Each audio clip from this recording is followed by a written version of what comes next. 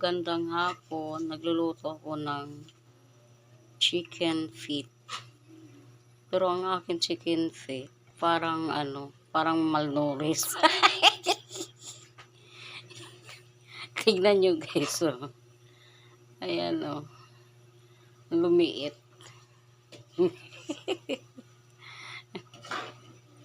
Nagluluto ako ng parang sarap yata ito i-partner sa lambanog. Char. Ayan, oh. Oh. Natutuwa ako sa aking niluluto. Oh, ayan guys.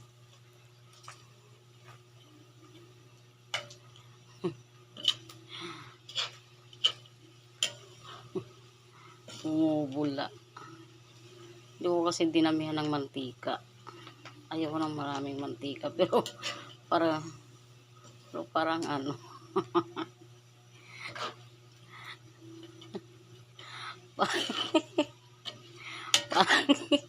parang malnourished yung chicken feet ko ba. Yung paa ng manok. Ayan.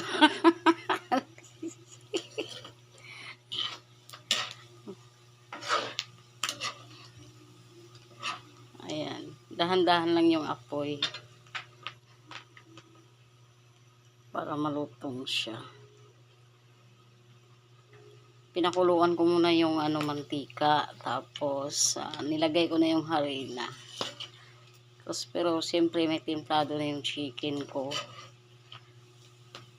Kasi, tapos nilagyan ko ng itlog, paminta, ayan. Sabaw. Tignan nyo guys, oh. Nagiging malnourished. Ay, ko. Ito na naman tayo, magluluto naman ng ang sarap to partnera ng lambanog. Lambanog! Ayan.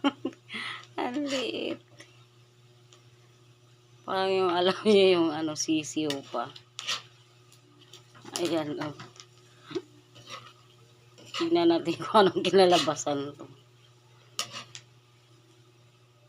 Papak-papakin lang to guys. Hindi naman to pwede rin iulam. Kaya lang maliliit ang Kasi yung naglock, binili lang namin to sa naglalak po eh.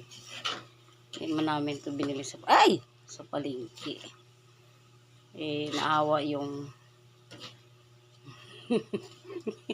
naawa yung bumili nito para daw mabentahan. Kaya lang yung nabili namin na parang malnourished. Liliit ng paa. Thank you for watching guys. Ang merienda lang itong papakpakin.